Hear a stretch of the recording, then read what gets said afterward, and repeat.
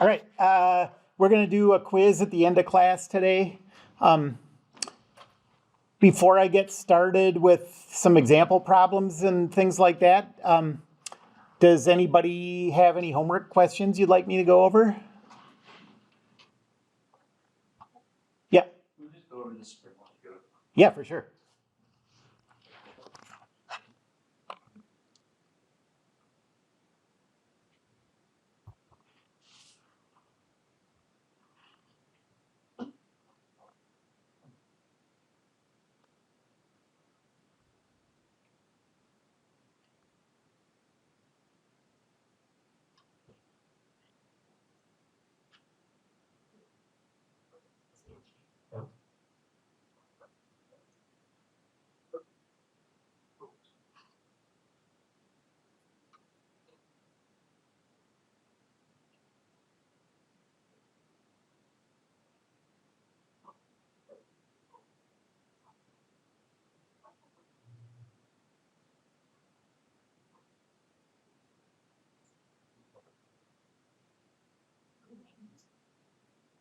Number 12.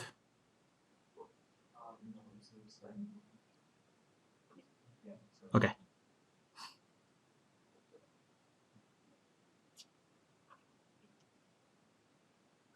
Okay.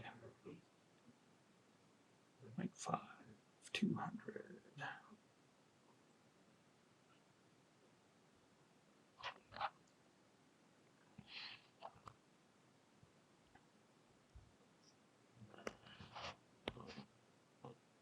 Okay, so this is conservation laws.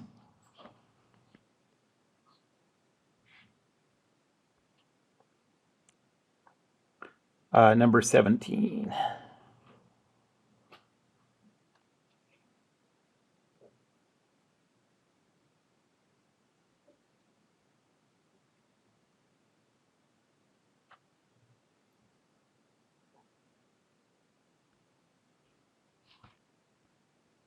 And you have this cart that has a mass of 0.5 kilogram and a spring constant of 200 newtons per meter. And it says that you pull let's call it a cart, pull the cart back 5 centimeters, 0.05 meters from its resting length, from the spring's resting length.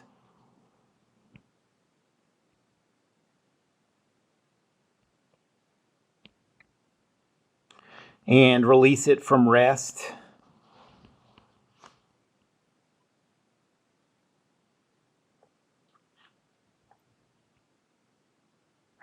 Okay, so what's going to happen? So you're going to pull this a little bit to the left, let go of it, and it's just going to oscillate back and forth. Okay, it's going to go from 5 centimeters, the spring being 5 centimeters longer than its resting length, to 5 centimeters shorter than its resting length, and just go back and forth. And since we're assuming no friction or anything like that, it'll just do that forever. Obviously, in real life, it wouldn't do it forever, but okay, so we want to calculate how fast is the thing moving when it passes its resting length.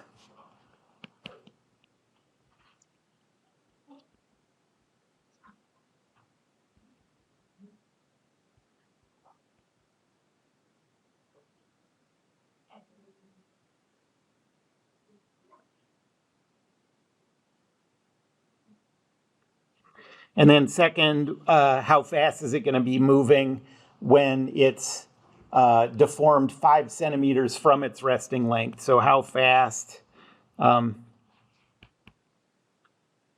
when the spring is deformed 0.05 meters from its resting length.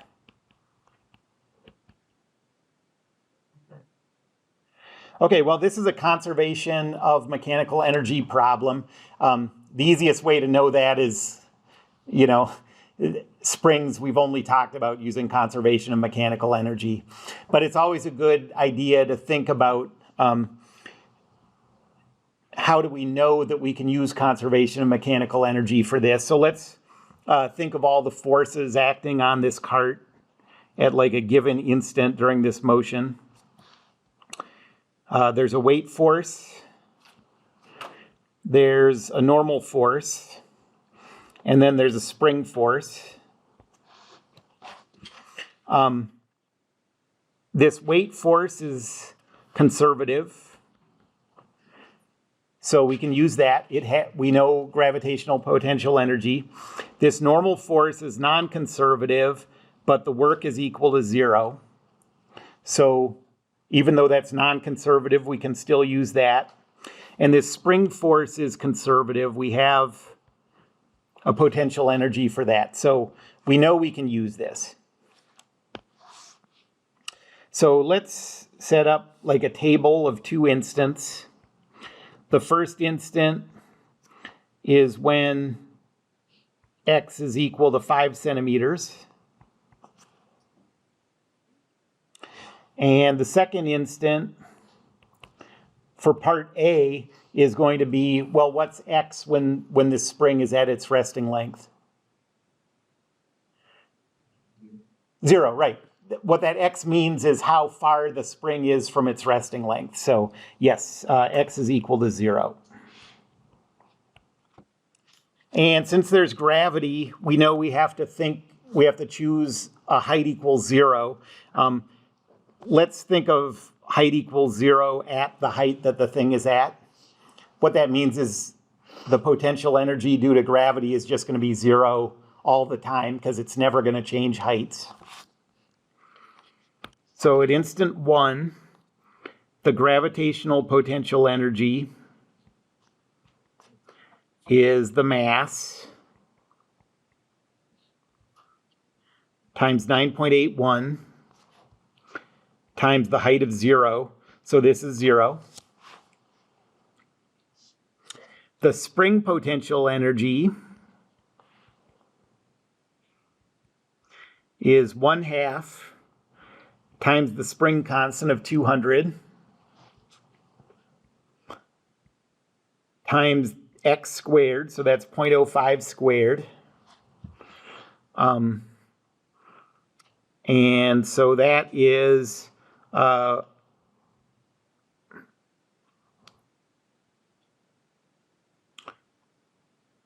0.25, I think, joules. That's 0.0025 times 100. Yeah.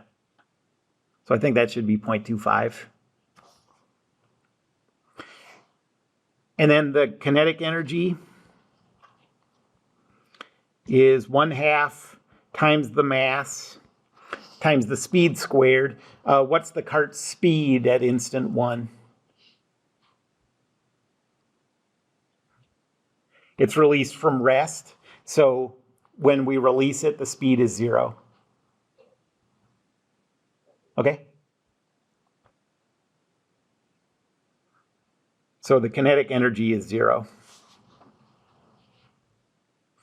And then we'll think about instant 2, where the thing is moving, but it's just we're thinking of the instant right when the spring reaches its resting length. Okay?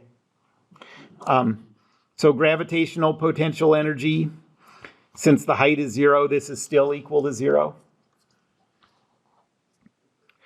The spring potential energy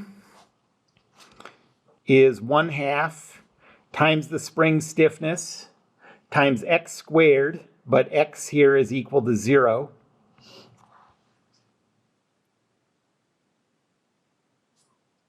And then the kinetic energy, we don't know what the speed is, so this is 1/2 times 0.5 times v squared. Or I can write that as 0.25 v squared.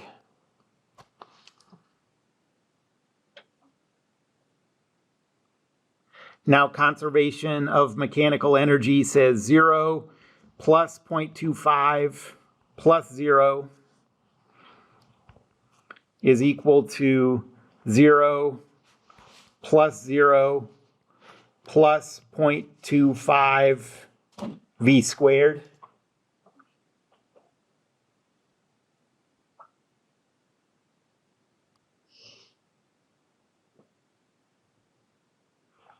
Divide both sides by 0.25 and you get that v squared is equal to 1. Take the square root of both sides and you get v is positive 1 meter per second. So at the instant that the cart moves to the point where the spring's resting length, the spring is at its resting length, this thing is moving 1 meter per second. Okay? So now we're going to see what happens, like imagine, so instant 1 is when the spring is, say, 0.05 meters longer than the resting length. Let's think of instant 2 as when it's 0.05 meters shorter than the resting length. Okay? So for part B,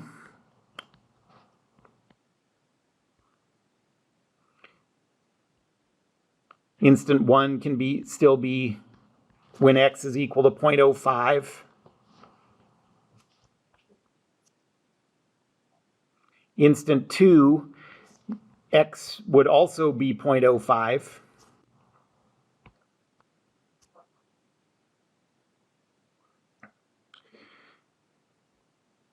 The gravitational potential energy, this stuff is all the same as it was at instant 1 in part A. So this is 0. The spring potential energy is 0.25. It's released from rest, so the kinetic energy is 0. And now we'll go to instant 2. The gravitational potential energy, it's still at 0 height, so this is still 0. The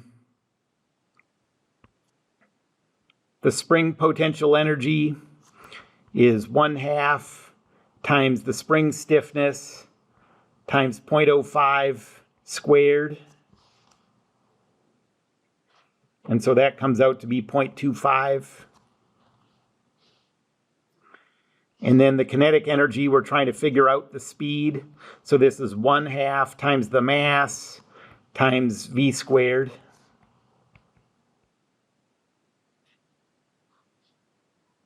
Put these into the equation and you get 0.25 is equal to 0.25 plus 0.25 v squared.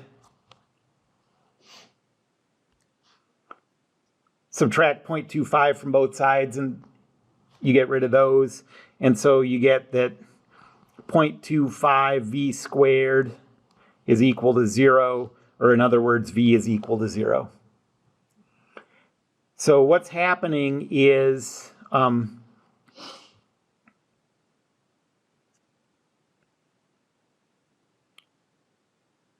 if you pull the cart back to this location and then release it,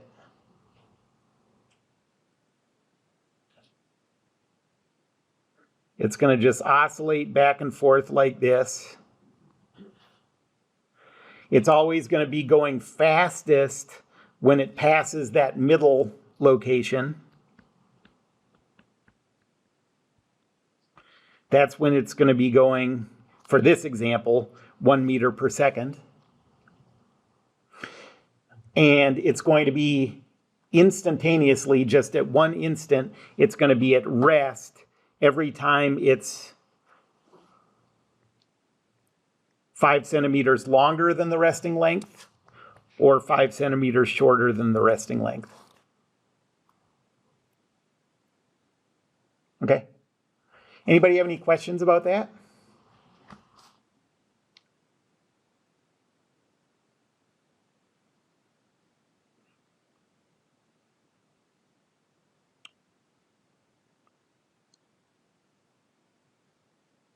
Okay. I want to do an example that combines conservation of linear momentum and conservation of mechanical energy. So let's use this idea of a ballistic pendulum.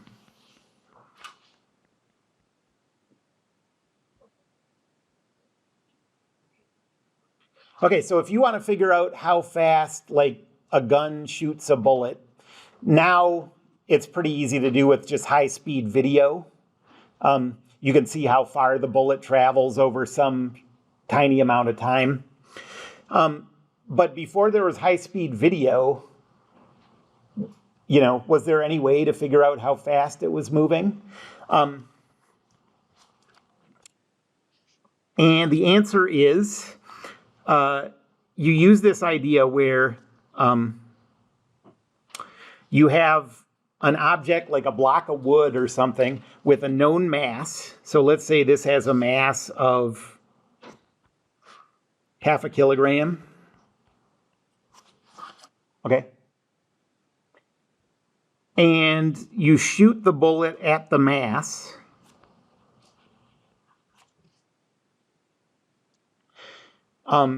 When the bullet lodges into the mass, it causes the bullet and the mass together to swing, right? If this is attached to the ceiling or something, the system would swing. And by seeing how big a change in the height you got for that swinging mass, you can calculate how fast that bullet was going when it hit the mass. Okay? So what we're going to do, let's say the bullet has a mass of 0.005 kilograms.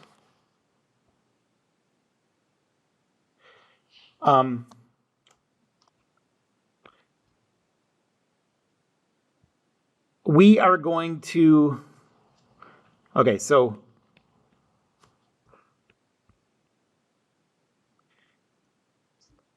what's going to happen is this mass with the bullet in it is going to swing up to a new location.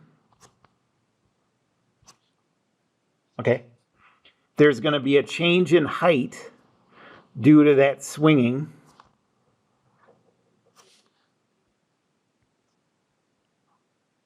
Okay. And if you measure that height, which is a lot easier to do than measuring the speed of a bullet, you can just sort of look as it happens, see how high it swings, make a mark on the wall where it got to. Let's say that this height is 0.3 meters. Okay. These numbers could be way off. I should have done this before, but whatever. So how fast was the bullet moving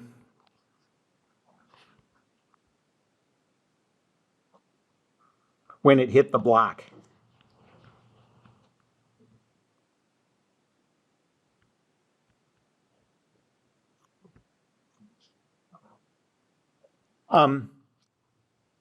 We're going to use conservation of linear momentum.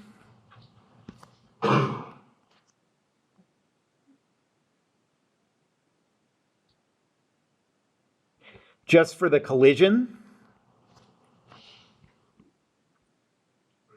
And it's an inelastic collision because the bullet is going to stay with the mass after it hits it.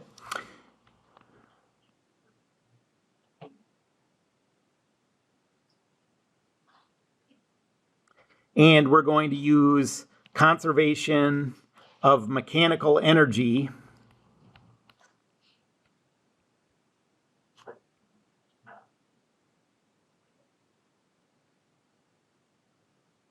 for the swing.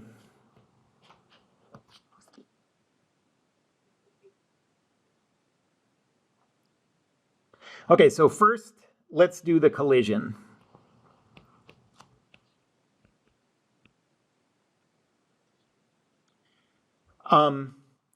In order to use conservation of linear momentum, the net force has to be zero.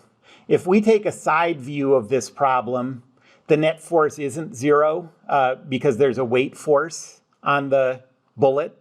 The hanging mass is still fine. It's not accelerating, so there can't be a net force on that. But so instead, we want to take a top view of this.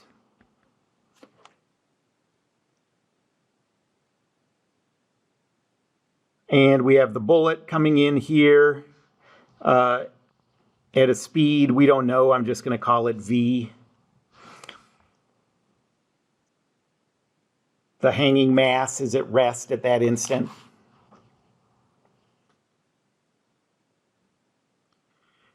Conservation of linear momentum says, the way I have it drawn, this is in the positive x direction.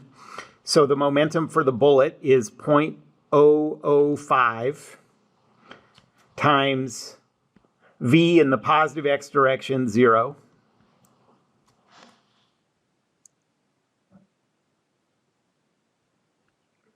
Plus the mass of the hanging thing.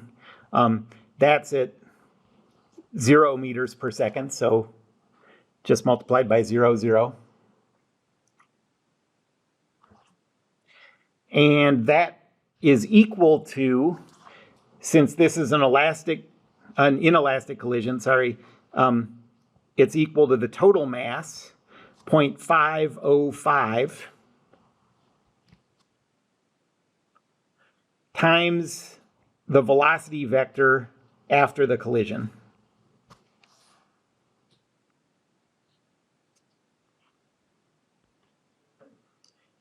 Okay, so the x equation says 0.005 v plus 0 is equal 0.505 vx.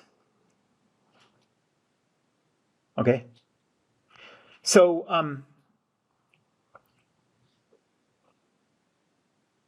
we can solve for one of these in terms of the other one.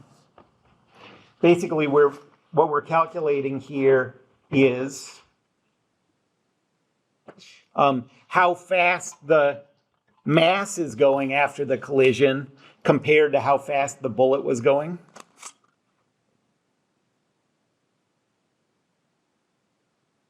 So Vx is equal to 0.005 divided by 0.505, and you get 0.0099.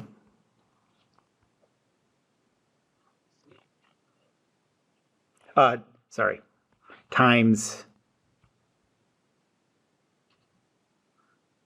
v. Okay, we don't know the actual speed, we just know what fraction of the bullet's speed it's moving. Okay. Then the y equation says 0 plus 0 is equal to 0.505 vy. So vy is equal to 0. Okay, so what we've figured out is after the collision,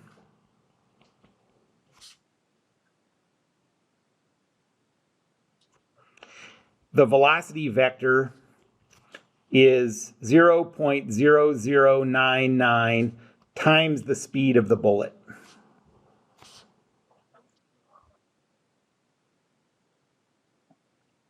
Okay, like a little less than 1% the speed of the bullet.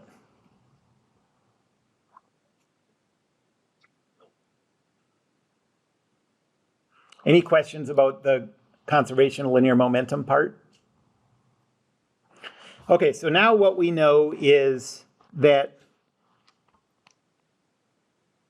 after the collision,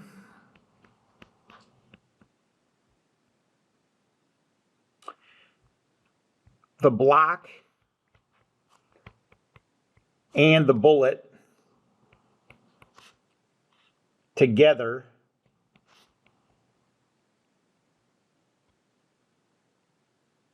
are moving horizontally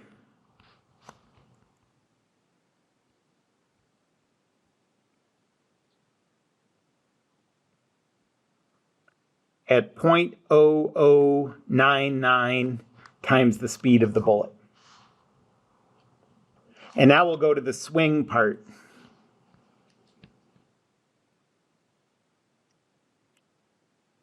Okay, so now we're going to think of the body that we're looking at as the block with the bullet inside, okay?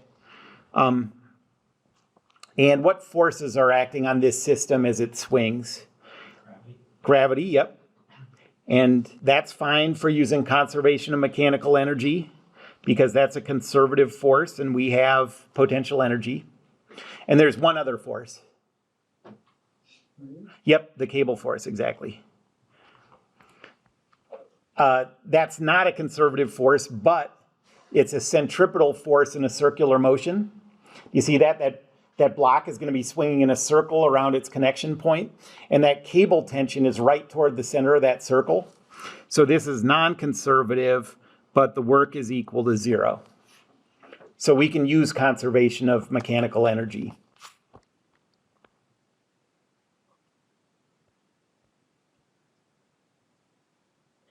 Instant 1 is going to be right after the collision.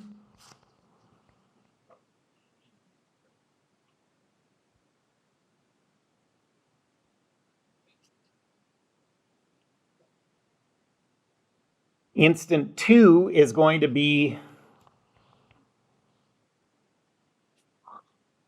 when the mass gets to its highest point.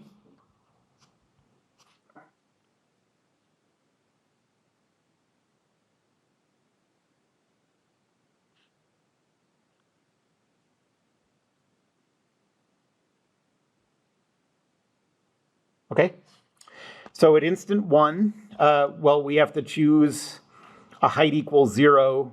Let's choose height equals 0 to be the height of the mass when it's just hanging there. So this is going to be h equals 0.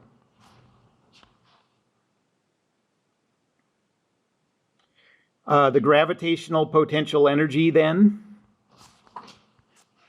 is the mass of the whole thing, that's 0.505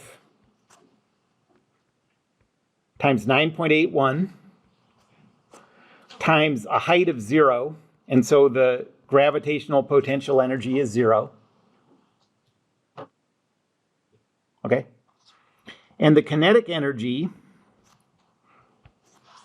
is the speed of the mass at that instant. That's 1/2 times the mass times the speed squared. And for the speed, I'm going to use 0.0099 times the speed of the bullet.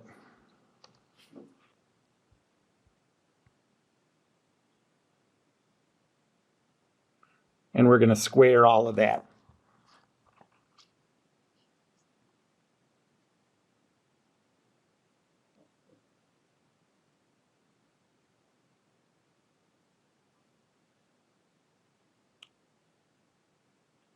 And you get 2.475 times 10 to the minus 5th times v squared.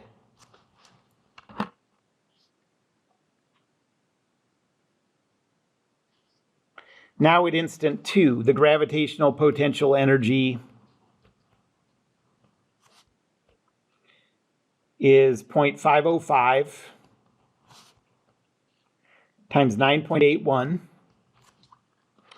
times the height that it swings to, that's 0.3.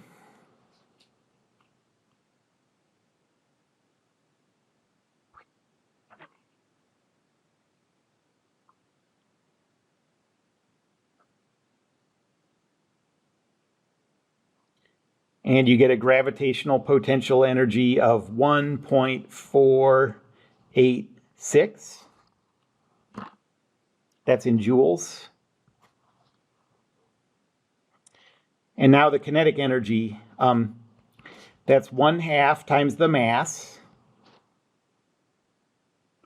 And what's the speed of the mass when it gets to its highest point. 0, yep. So times 0 squared, and so the kinetic energy is 0. And now we have everything we need. We can put this into conservation of mechanical energy and calculate that capital V, which is the speed of the bullet. So we have 0 plus 2.475 times 10 to the minus fifth times V squared is equal to 1.486.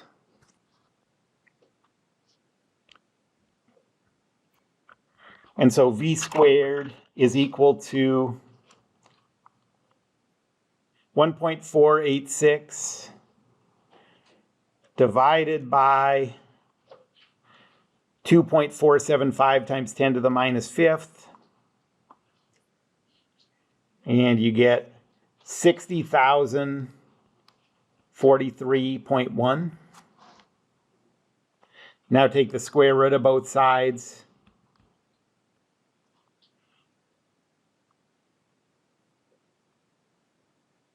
And you get, okay, this is pretty dumb, but I chose the wrong numbers. But you get a speed of 245 meters per second, 500 miles an hour. That's not a very good gun, but yeah. But anyways, that's how you do that calculation.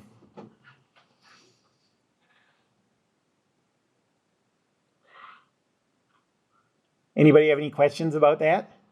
So notice that there's a problem like that you're going to have to do on the daily assignments. I think it might be the last one that you still haven't done in this set. Just remember that conservation of linear momentum, you're just going to use for the collision. Everything else in the problem, you're going to use conservation of mechanical energy. Okay? Let's do one more like this, and I'll give you some time to work on it and think about it.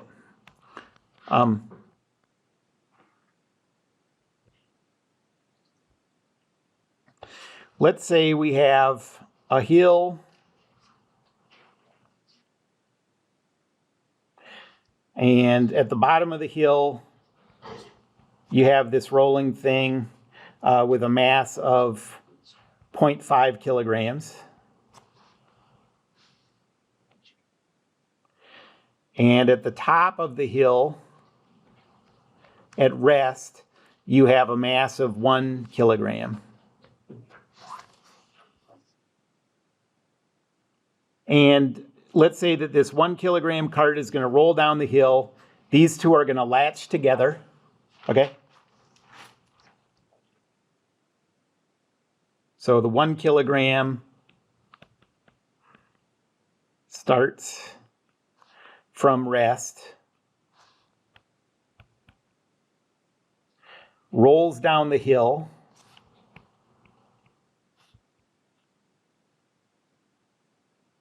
and latches with the half kilogram cart.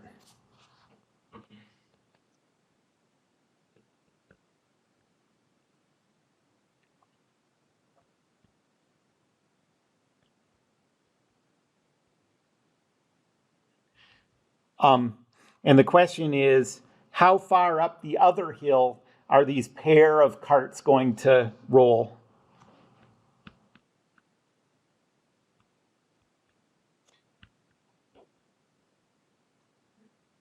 How far will these carts roll up the hill on the right? So let's say that the height of that first hill on the left, where the 1 kilogram starts rolling, is 1 meter. And we just want to see how far they'll go up the hill on the right before they roll back down. Okay? So the way you're going to do this is you're going to first use conservation of mechanical energy to find the speed of the 1 kilogram cart at the bottom of the hill.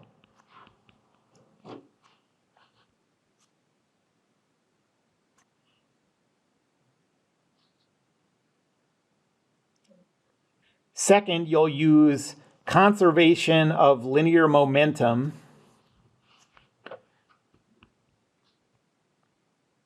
to find the speed of the pair of carts after the collision.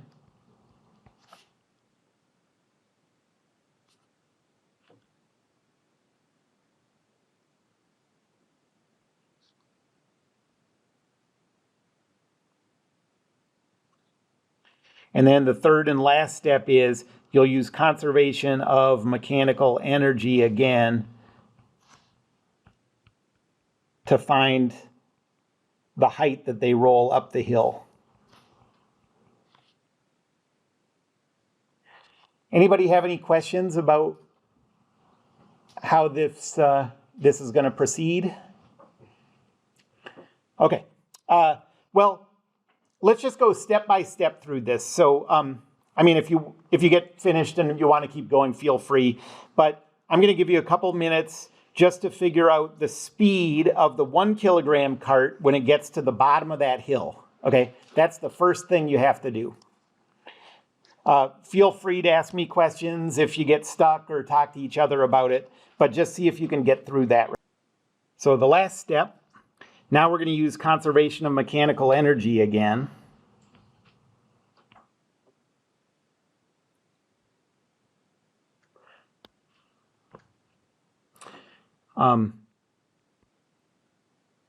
Instant 1 is going to be right after the collision.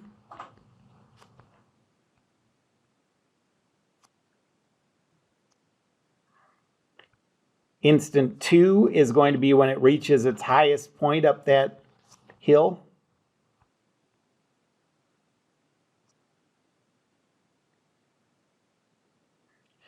The gravitational potential energy at instant 1. What's the height at instant 1? 0, yep. And so gravitational potential energy is 0. The kinetic energy is 1/2 times the combined mass of that system, 1.5, times the speed squared. And so you get, I think that's 14.715. Yeah. And then at the highest point, the gravitational potential energy is 1.5 times 9.81 times the h that we're trying to calculate. That's 14.715 h. The kinetic energy is 1/2 times 1.5 times v squared. What's the speed? What's the speed when the thing reaches its highest point? 0. 0, because it's just about to start rolling back down. So now put this in the equation. You get 14.715 is equal to 14.71. This is not right. Yeah, I'm getting 1 meter. What did I do? What? Anyone see? Oh, because I know what I did. I used the wrong velocity. Okay. So for instant 1, the kinetic energy is 1/2 times 1.5 times 2.95 squared.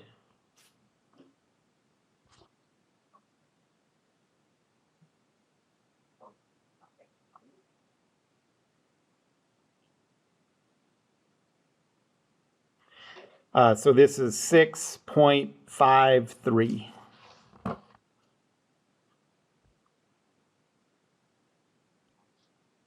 So 6.53 is equal to 14.715 h And so H is equal to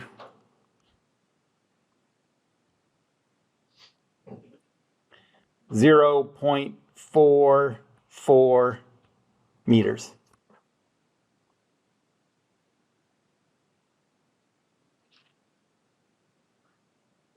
Any questions about that? Okay, so like I said, on your daily assignment, you're going to have to do something where you do conservation of energy and conservation of linear momentum in a single problem like this.